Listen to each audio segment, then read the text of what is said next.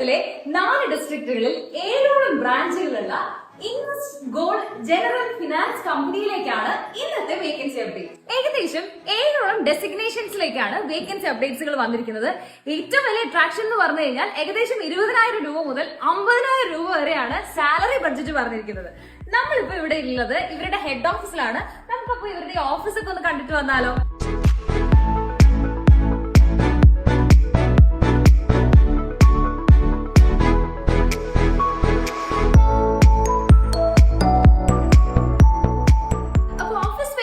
കണ്ടല്ലോ. അപ്പൊ നമുക്ക് വരുന്ന ഡെസിഗ്നേഷൻസ് ആണ് ഞാൻ ജസ്റ്റ് ഒന്ന് പറയുന്നത്.